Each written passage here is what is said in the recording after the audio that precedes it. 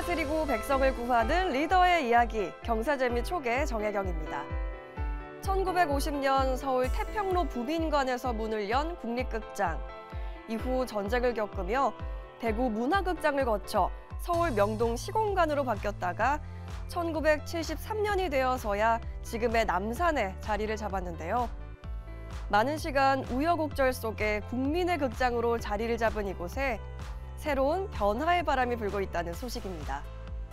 가장 먼저 20년 만에 외관을 대청소하고 관객들의 편리한 이용을 위한 공간을 마련했으며 공연 예술가들을 위해 분장실을 늘리고 예우를 높였다는데요.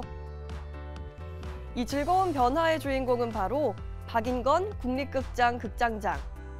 오늘 경사재민 촉에서는 박인건 국립극장 극장장님과 함께 이야기 나눠보도록 하겠습니다.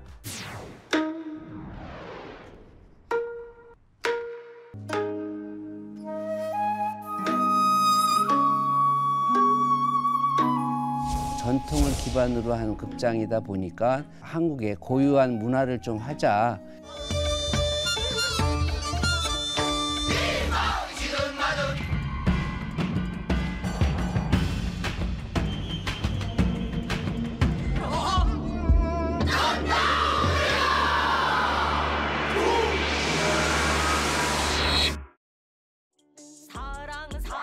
사랑 내 사랑이야. 사랑 이루구나 내 사랑이야. 극장장님 안녕하십니까? 네, 안녕하세요. 네, 만나 뵙게 돼서 반갑습니다. 네, 반갑습니다. 이렇게 문화예술계에 계신 분을 보니까 이번 시간 좀 새로운 기분이 드는데요. 우리나라에서 가장 오래된 전통의 3대 극장이자 공연예술의 중심지죠. 국립극장, 어떤 역할을 하는 기관인지 먼저 소개 좀 해주시죠. 글쎄요, 이제 국립극장을 얘기하려면 좀 역사를 조금 얘기 드려야 될 것 같은데, 네. 국립극장이라는 게 그 아시아에서 국립이라는 단어를 최초로 쓴 극장이에요. 아, 그래요? 네, 그래서 1950년도에 그 연극하는 사람들이 몇 분 모여갖고서 이제 건의를 해서, 네. 그래서 지금 부민관이면은 아마 그 세종문화회관 그 옆에 서울시 의회, 거기가 이제 국립극장이 1950년에 처음으로 설립이 됐다가 전쟁이 일어났잖아요. 네. 그래서 52년에 대구로 잠시 옮깁니다. 그리고 57년에 지금 명동에 있는 극장으로 이전을 하죠. 네. 그러다가 이제 57년부터 활동하다가 73년 지금 남산의 극장으로 자리를 이동하게 돼서 남산에 옮긴 지는 한 50년이 좀 넘었고 국립극장 전체가 한 70년이 조금 넘은 극장인데 과거에는 저희가 예술단체가 참 많았어요. 근데 네. 지금 현재는 국립창극단이라든가 또 국립간현악단, 국립무용단에서 전통을 기반으로 해서 현대적인 창작을 하는 극장이라고 생각하시면 됩니다. 네, 국립극장이 1950년도부터 시작을 했다고 하니까 역사가 얼마나 깊은지 새삼 실감이 납니다. 제가 찾아보니까 이 국립극장의 대표 공연이 국립극장 레퍼토리 시즌이더라고요. 시즌이라는 말이 붙으니까 더 특별하게 느껴지기도 하고 또 10년째 이어져 오고 있던데 이게 어떤 공연이고 또 이번 2024-2025 국립극장 레퍼토리 시즌에는 어떤 내용을 선사하시나요?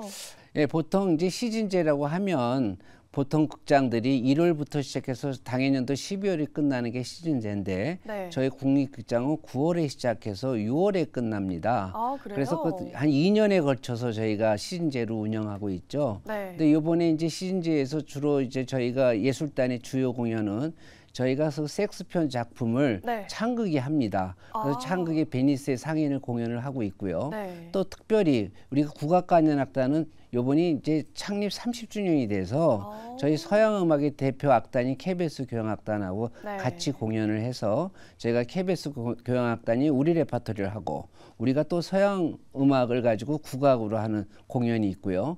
그다음에 무용단은 네. 저희가 남자들만 출연해갖고 파이브 바이브라는 공연을 만듭니다. 그래서 상당히 흥미롭다고 생각이 되니까 많이 사랑해 주시고 찾아와 주시면 감사하겠습니다. 네, 그렇군요. 게다가 최근에는 아주 뿌듯한 전시도 시작을 하셨더라고요. 역사박물관이랑 공동 기획한 전시입니다. 제목이 공연예술 시대를 담다인데요. 아마 우리나라 공연예술의 그런 흐름을 짚어낸 컨텐츠가 아닐까 싶어요.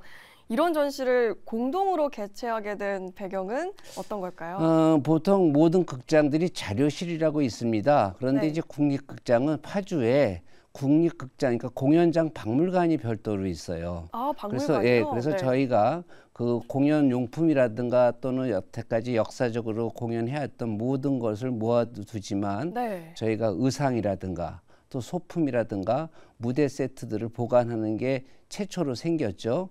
그래서 저희가 파주에 저희가 박물관하고 또 그다음에 이제 예술지원센터라고 있는데 이번에 역사박물관이 저희 보고 같이 공동으로 네. 공연에 대해서 한번 우리가 전시를 해보자 해서 1950년도부터 모든 대한민국의 공연에 대한 뭐 여러 가지 작업을 하는 과정이라든가 의상이라든가 또는 소품이라든가를 모아놓고 전시가 4월 1일부터 해서 저희가 6월 말까지 진행 중인데 최근에 제가 듣기로는 뭐 반응이 좋다 해서 좀 연장하자는 얘기까지 네. 들었습니다.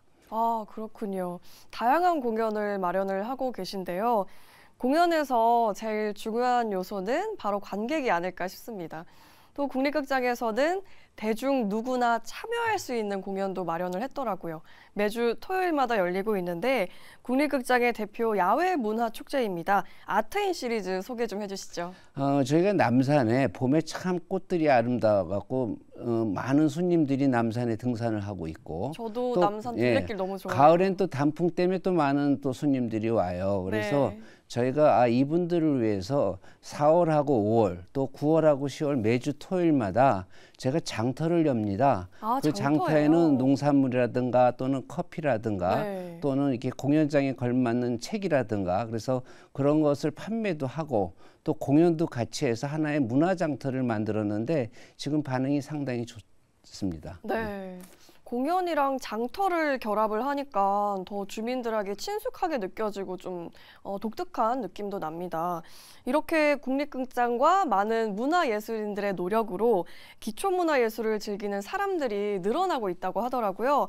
최근에 그렇다면 국립극장의 공연 좌석 점유율이 어떻게 변화하고 있는지 궁금한데요. 과거에는 이제 제가 이제 이게 극장에는 이제 정체성이라고 있는데 네. 사실은 국립극장의 맨 처음에 정체성은 모든 공연을 다 수용하는 장르였다가 그다가 이제 아무래도 저희가 전통을 기반으로 한 극장이다 보니까 저희가 그 한국의 고유한 문화를 좀 하자 해서 상당히 그쪽으로 이제 저희가 신경을 많이 쓰게 됐고 근데 이제 보면은 이 전통을 가지고 과거에는 이게 보면은 사실은 상업적도 안 되고 네. 그리고 관객 채우는 게 상당히 어려움이 있었습니다.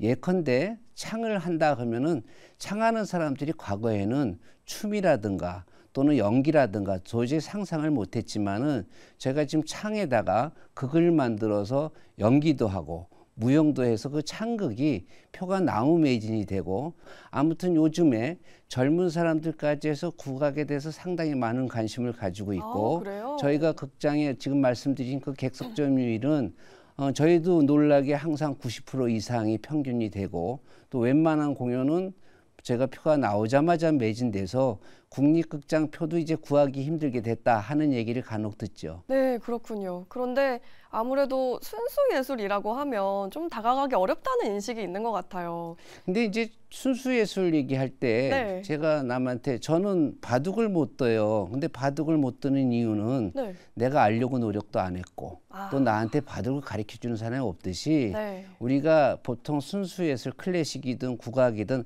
알려고 노력하지 않았고 또 그걸 가르쳐 준 사람이 없으니까 아무래도 멀어지는 거 아니겠어요? 근데 혹자는 우리가 산을 타는 사람들한테 산이 힘들다고 케이블카 타고 올라가서 거기서 뭐 메아리를 지르면 뭐 무슨 의미가 있겠어요? 네. 땀을 흘리고 올라갔을 때에 오히려 그런 산을 타는 그런 뭐 뿌듯한 걸 느끼지 않을까 싶어서 제가 뭐 어떻게 보면은 이런 예술 우리뿐만 뭐 미술도 마찬가지겠죠. 네. 모든 예술에 알려고 노력하고 거기에 따라서 조그만 상식이 있다면은 보다 많은 기쁨을 누릴 수 있지 않은 장르라 생각이 됩니다. 네. 그런데 이 기초 예술이 대중 예술보다 관객이 적은 이유나 사람들이 그만큼은 찾지 않는 이유, 근본적인 원인은 어디에 있을까요? 글쎄요, 저는 클래식이라는 거를 우리가 음식에 비유하면 건강 음식인데 네. 예컨대 우리가 술이나 콜라는 기호식품이잖아요. 그렇죠. 우유는 건강식품이고. 네. 근데 사실 저희는 우유보다 바깥에서 술이라든가 콜라나 기호식품을 더 마시지 않겠어요? 자극적이고. 예, 그런데 이제 예. 아무래도 우유라는 거는 건강식품이고 또 뭐 과거에 많은 학자들이 똑같은 식물에다가 클래식을 틀어주면은 그 식물이 잘 자라고, 그 다음에 뭐 락이라든가 헤비메탈 틀어준다든가, 또 아무런 음악을 안 틀었을 때는 이미 그런 것들이 해서 요즘 유기농 해갖고 뭐 식물에도 클래식 음악을 틀어주고 네. 이런 것들이 간혹 일어나는 걸 볼 때 아무래도 건강식품보다는 기호식품을 선호해서 그런 거 아닌가 하는 생각을 갖습니다. 아무래도 기호식품은 좀 간단하고 쉽고 금방금방 소비할 수 있는 것 같아요. 그렇죠. 하지만 기초예술은 더 깊은 풍미가 있는 것 같습니다. 그렇다면 극장장님께서 앞으로 좌석 점유율은 어느 정도 목표를 두고 계시는지, 그리고 이를 위해서 어떤 방안들을 마련하셨는지 듣고 싶습니다. 제가 여기 극장에 와서 사실은 1년에 모든 극장들이 전석 매진이라는 게 숫자를 세면 그렇게 많이 나오진 않아요. 네. 한 10개 이 정도 나오는데, 그래서 제가 매진이 될 때마다 매진 사례를 합니다. 그래서 전 직원한테 뭐 작지만 1,000원, 뭐 2,000원씩 하는 매진 사례와 더불어서 또 그런 공연이 역사적으로 남아야 되니까 네. 저희가 액자에다 놓고 전시를 합니다. 그래서 제가 와서 보니까 벌써 한 25개 공연에 액자가 걸려 있어요. 매진된 거예요? 예, 그러니까 이제 그 와. 공연을 볼 때마다 뿌듯도 하고, 너무 그 뿌듯하네요. 공연이 이제 역사적으로도 남고, 네. 또 하나 그 고무적인 거는 직원들이 매진을 시키려고 과거보다 좀 열심히 뛰는 그런 모습을 볼 때 보람을 느끼죠. 네. 이렇게 좌석 점유율을 확보하는 것뿐만 아니라 국립극장의 정체성을 지키기 위해서 공연 횟수 자체를 획기적으로 늘리는 것 또한 목표라고 들었어요. 공연 횟수를 늘려야 하는 이유 어디에 있을까요? 글쎄 여기 보면은 대한민국 모든 극장에서 네. 제작 극장이 유일하게 이게 국립극장 하나만 있습니다. 바꿔 말씀을 드리면은 저도 이제 과거에 국립극장 와서 뭐 남들 공연하면 무대 뒤에 가서 인사만 했는데, 제가 막상 와서 한 바퀴를 돌다 보니까 다른 극장에서 안 갖고 있는 인원을 갖고 있어요. 그게 이제 무대 제작팀이라고 하는데 네. 무대 미술팀이죠. 그래서 쉽게 얘기하면 우리 국립극장의 무대 인원이 한 70명이 넘어요. 근데 다른 극장은 한 30명 이내인데, 그럼 나머지 70명이 이렇게 넘는 건 뭔가 봤더니 저희는 직접 세트를 제작을 합니다. 그래서 세트 제작하는 공장이 있어요. 많은 장치도 있고, 그리고 소품도 저희가 직접 만들어요. 네. 근데 이제 다른 극장들은 외주를 주거든요. 무대 세트라든가 소품이라든가 이런 걸 외주를 주지만 우리 직원들이 직접 만들다 보니 이제 연습할 때도 뭐 지팡이 하나 만들어서 짧으면 금방 길게도 하고 길으면 잘라도 주고. 근데 이제 거기에 단점이 뭐냐면 네. 우리가 제작 극장이니까 우리가 극장을 갖고 있잖아요. 네. 근데 연출들은 욕심을 많이 내는 거는 뭐냐면 연습을 많이 하고 싶잖아요. 그다음에 그렇죠. 공연 준비도 많이 해야 퀄리티가 올라가니까 네. 과거에는 이렇게 보면은 연습하고 준비가 너무 많았어요. 그래서 제가 모든 스태프들한테 우리가 그걸 좀 줄여서 오히려 공연을 더 만들어서 관객들을 좀 더 오게 하자 하는 작업에 조금씩 양보해서 저희가 굉장히 세트도 좀 빨리 만들고 네. 또 연습도 외부에서 좀 많이 하고 무대에서 좀 자제를 하면서 네. 공연 횟수를 조금 과거보다는 한 1.5배 늘려서 늘렸는데, 이제 뭐 관객들은 좋지만 직원들은 그만큼 좀 많이 힘들죠. 그렇군요. 그 공연 횟수를 늘려보시니까 어떤 좀 변화가 있으신가요? 공연 횟수를 늘리면 아무래도 관객이 많이 늘지 않겠어요? 그래서 네. 저희가 뭐 많은 관객, 다른 극장 좌석 때문에 네. 많은 관객보다도 작년보다 한 5만 명 이상의 관객이 그래도 증원이 되고, 5만 명이요? 예, 그래서 와. 저희가 상당히 열심히 일한 만큼 어떤 결과가 있다 해서 저희 나름대로 그래도 자부심을 좀 가지고 있습니다. 그 자부심 가질만 합니다. 좀 엄청난 노력을 하고 계신데요. 자, 이제는 극장장님의 개인 인생 이야기를 좀 들어보고 싶습니다. 원래 음악을 하셨더라고요. 네, 그랬습니다. 바이올린을 전공하셨는데 어떻게 하다가 이런 공연예술 기획 쪽에서 일을 하게 되신 건가요? 제가 그때 1980년도였고 제 은사님이 이제 돌아가신 김남윤 선생님이었는데 그때 당시 대한민국의 공연사라든가 보면은 굉장히 척박했어요. 네. 우리가 뭐 서양 예술사를 보면은 그 예술가들을 돕는 거는 이제 과거에 뭐 종교에서 교황이라든가 15세기, 16세기는 그런 교회에서 돕다가 17세기, 19세기에는 귀족들이 돕고 네. 그다음에 이제 다 그것이 붕괴돼서 한 19세기, 20세기 와서 정부가 이제 예술을 좀 도와야 된다 해갖고 예술 행정이 나왔는데 사실 말이 예술 행정이지 예술 행정 단어는 참 멋있잖아요. 그렇죠. 근데 예술과 행정은 이게 물과 기름이에요. 네. 예술하는 사람들은 과정을 별로 좀 결과를 좀 굉장히 중요시하고 또 행정하는 사람 정부에서 이제 지원을 하다 보니까 과정을 굉장히 중요시해서 예술가와 행정가들이 많이 조금 이렇게 뭐라 그럴까요? 서로 이렇게 조금 좀 투닥거린다 그럴까? 대립이 그런 좀 예, 있군요. 그런데 과거에 한 80년도 초에는 사실은 외국에서 오면은 네. 자기가 연주자들이 자기가 장소 빌리고 홍보하고 그리고 그때는 다 초대권이라는 거지 표 파는 거는 상상을 못했어요. 표를 판다는 거는 뭐 대형 신문사라든가 방송국들이 1년에 한두 번 해외 공연을 유치할 정도였고 민간 매니저먼트가 79년에 처음으로 대한민국의 국제문화회라고 생겼고 네. 그래서 그때 유일하게 일개사였죠. 근데 지금은 많은 기획사들이 생기지 않았습니까? 그래서 그때 당시에는 예술하는 사람을 좀 도울 때는 그래도 예술을 했던 사람들이 서로 그 사람들의 이제 마음을 이해하면서 행정하는 사람의 어려움을 또 얘기하고 네. 또 행정하는 사람들한테는 또 예술가들의 어려움을 좀 얘기해서 그 예술가와 행정가의 어떤 가교 역할을 하자 해서 이쪽 길을 택하게 된 거죠. 그렇군요. 극장장님의 이력이 정말 화려합니다. 예술의 전당 공연기획부장, 세종문화회관 공연기획부장, 또 충무로 아트센터, 경기 아트센터에서 대구 오페라 하우스 책임자까지 그야말로 공연예술의 행정가로서 그 길을 걷고 계신데 그동안 운영하셨던 곳들 중에서 가장 기억에 남는 곳이나 그런 공연이 있을까요? 그럼요. 내가 그 예술원당에 88년에 개관을 했는데 87년에 가서 개관 준비를 했었죠. 그래서 88년에 저희가 그 개관을 하고 89년에 개관 1주년 프로그램 뭘 할까 하다가 그때 당시 교향악 축제라는 걸 했어요. 근데 그때 교향악단이 전국에 한 13개밖에 없었는데 지금은 40개가 넘죠. 그래서 예술의 전당에 제가 만든 프로그램이 아직까지 그 계속 시리즈로 이어오고 있다는 거에 감사하게 느끼고요. 그다음에 이제 세종문화회관에 제가 99년에 재단법인하면서 거기서 한 또 6년 일을 하고 47살에 그 충무아트홀의 초대 사장이 돼서 제가 아무래도 이 길을 걸으면서 뭐 여러 가지 극장장들을 하고 있지만 그래도 기억이 나는 거는 예술의 전당이나 세종문화회관이나 충무아트센터가 참 기억에 남죠. 네, 그렇군요. 정말 오랜 역사를 예술과 함께하고 계신데 이 국립극장이 1년 반 동안 극장장님 자리가 공석이었다고 하더라고요. 그럼 이런 기관의 수장을 맡았을 때 그만큼 부담도 됐을 텐데 어떤 계기로 국립극장의 극장장 자리를 맡게 되신 건가요? 글쎄 뭐 저희가 공연장에 이제 돌아다니다 보면은 항상 공연장에 이제 자리가 나서 임기 채우면 또 다른 극장도 가는데 마치 그때 국립극장의 자리가 비었었고 그리고 공연장은 제가 볼 때 이게 업종이 사실은 서비스업이거든요. 그러면 제가 직원들한테 우리가 공립극장은 지금 많은 공무원들이 자리를 잡고 있어요.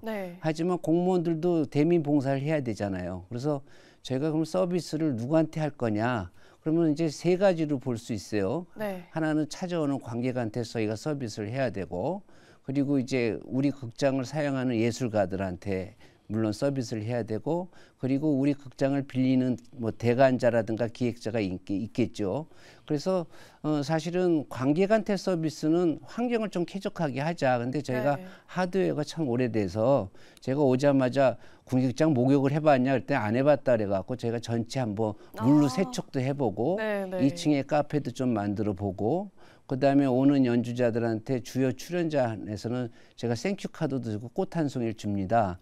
저희 극장에 공연하게 돼서 감사하다고. 그래서 그런 작은 어떤 서비스가 하다 보니까 직원들도 보다 조금 과거보다는 적극적으로 저희가 서비스에 대해서 노력하게 되고 또 낡은 저희가 극장이지만 그래도 나름대로 단장을 좀 하고 그래서 상당히 과거보다 그래도 국립극장이 좀 변했다. 변해가는 국립극장이 있다 하는 모습이 저나 저희 직원들도 보람을 느끼고 또 저희가 제일 듣기 좋은 거는 국립극장이 좋게 변했다 하는 얘기를 제일 듣기 좋아하죠. 네, 지금 말씀을 해주셨지만 박인건 극장장님이 국립극장에 처음 왔을 때 했던 일이 그 극장 안팎을 깨끗하게 정비하는 거였다고 하더라고요. 그리고 또 많은 정비가 있었다고 하는데 어떤 사연인가요? 글쎄요, 뭐 이제 극장이라는 건 보이지 않는 데는 항상 지저분해요. 그래서 네. 제가 1년에 한 번씩 창고 검열도 좀 하고 또 직원도 스스로 땀을 흘리면서 창고를 정리하다 보면 보이지 않는 데가 깨끗하면 보이는 데는 당연히 깨끗하지 않겠어요? 네. 그래서 저희가 사실은 국립극장을 조금 이렇게 알리는 데 노력도 좀 해보려고 하는데 혹자는 저한테 국립극장이 어디 있냐고 물어보는 사람도 있어요. 그래서 뭐 남산에 있다 얘기를 하고 근데 이제 보면은 요즘 다 온라인 있잖아요. 근데 온라인도 오프라인이 보여야 좀 찾아가는 거 아니겠느냐 해서 제가 국립극장을 조금 바깥에 볼 수 있게 길거리에다가 뭐 이정표도 좀 더 만들어 보려고 노력하고 있고 또 아쉬운 거는 사실은 그 저희가 동대역이라고 있는 데서 국립극장 동대역으로 좀 하자고 했더니 과거에는 그게 좀 편했던 것 같은데 지금 뭐 지하철 공사에 많은 뭐 돈이 좀 필요한 입장도 있고 해서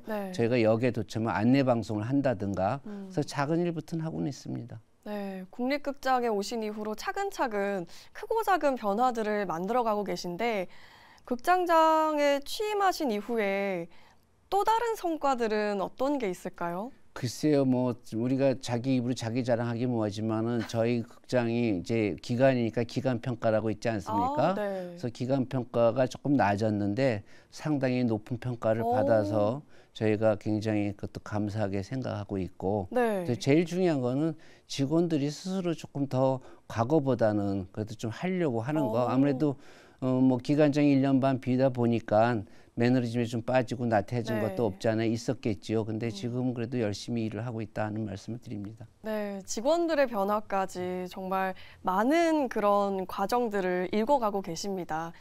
지금 벌써 취임한 지 2년 차가 다가왔는데요.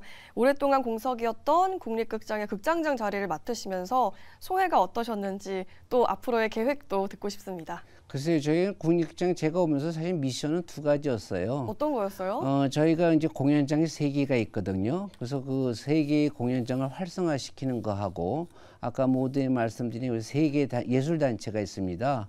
그 3개 예술단체가 잘 그 공연 활동을 할 수 있고 예술적인 어떤 그런 퀄리티를 높이기 위해서 저희가 지원을 해주면 그런 예술단체를 저희가 잘 운영하는 거. 그러니까 예술단체 운영하고 하드웨어 운영의 2가지가 있는데 그런 대로 말간 열심히 지금 다들 하고 있습니다. 네, 좋습니다. 우리나라의 유일한 제작극장이었던 국립극장. 예술가들은 관객들에게 최상의 공연을 준비하고 극장은 그 기량을 펼칠 수 있는 장을 열어주면서 앞으로도 따뜻한 발걸음 나아가길 바라겠습니다. 오늘 극장장님 좋은 말씀 감사합니다.